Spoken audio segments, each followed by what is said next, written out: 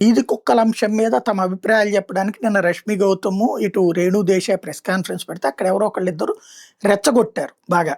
ఆ రెచ్చగొట్టినప్పుడు ఆమె రెచ్చిపోయి మరి మగవాళ్ళు రేప్ చేస్తున్నారు కాబట్టి మగాళ్ళందరినీ చంపేద్దామా?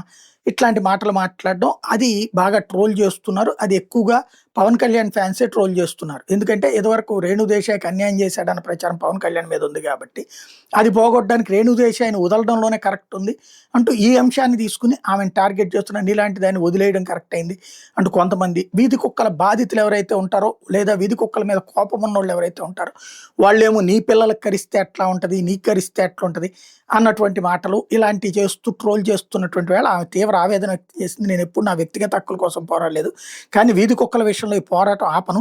కొన్ని కుక్కలు చేసిన తప్పు వల్ల వందల సంఖ్యలో వాటిని చంపాలనే నిర్ణయం సరైంది కాదు. విషయాన్ని మీరు అర్థం చేసుకునే వరకు పోరాడుతూనే ఉంటానని స్పష్టం చేసుకొచ్చారు.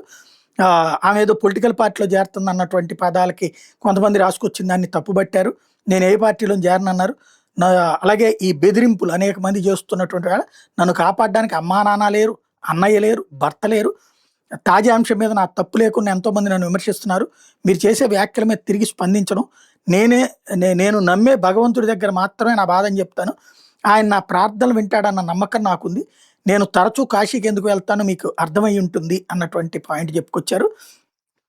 మీరు చేసే ఏదైతే ఇట్లాంటి వ్యాఖ్యలైతే కరెక్ట్ కాదు అన్నటువంటి వాదన వినిపించారు.